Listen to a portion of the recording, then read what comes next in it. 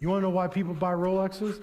A Rolex watch, technically speaking, is one of the worst performing watches mechanically of almost every watch out there. People buy a Rolex because of the status. They buy it because of the symbol. They buy it because of its reputation.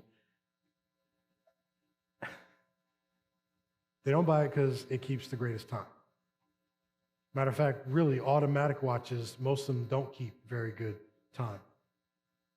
Do you understand what I'm trying to tell you? So it's not what product do you sell, it's what outcome do you provide. The difference between a $100 bill and a $1 bill is the message that is on the paper. Selling is what's done when the client is on the hook and on the phone or in front of you. Marketing is what gets them there. A lot of people try to sell what they haven't marketed first. Marketing gets people to conversate with you, to engage you. Selling is what happens once they're in front of you, once they're on the hook, once they're in a conversation. That's when selling begins. Up until that point, it's all about marketing. That's how we take the best-selling water, Dasani, and that's how it becomes number one. It's marketing. If you remember Cuties, you guys know what Cuties are? Cuties has been around forever. They just were called, was it Clementines, I think it was, something different. And they weren't selling. So they took the features of this particular type of orange. It was easy to peel. And so they said, you know what, we're going to call them Cuties. Cuties for little kids. Slap the name Cuties on it, put it in an orange bag so you can't realize how really they're not that orange. But we put them in an orange bag because the orange bag casts a shadow or off color that makes them look even more orange, more delicious. We call them Cuties. Everybody loves Cuties. They're easy to peel. They've been easy to peel since the beginning of time. So now you go through the supermarket, ooh, Cuties. It's marketing. I need you to see it. So then marketing becomes where people are pre-interested, pre-qualified, pre-motivated, and predisposed.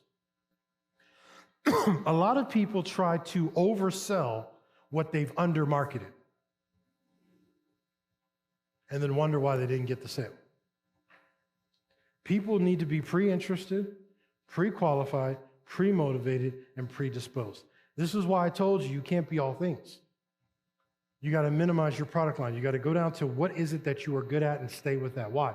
Because anybody that comes to you with what you're good at, they are already pre-interested, pre-qualified, pre-motivated, and predisposed.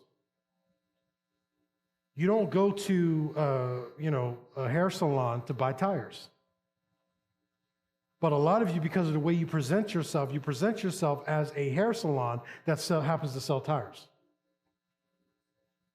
And then wondering why you're having a hard time selling people on what you are, what you do, your service you provide.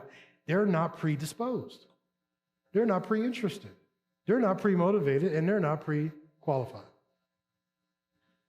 When you take your marketing and put it where it's supposed to be, it gives you a better quality client and a better options, and it gets rid of the riffraff. It gets rid of the tire kickers. It gets rid of people that will waste your time so that you are only dealing with people who are interested in what it is that you offer. Luke 4:37 says, and the fame of him went out in every place of the country round about. A fame went out. You know, that's reputation. That's marketing. I know people think it's not spiritual to market, but it is.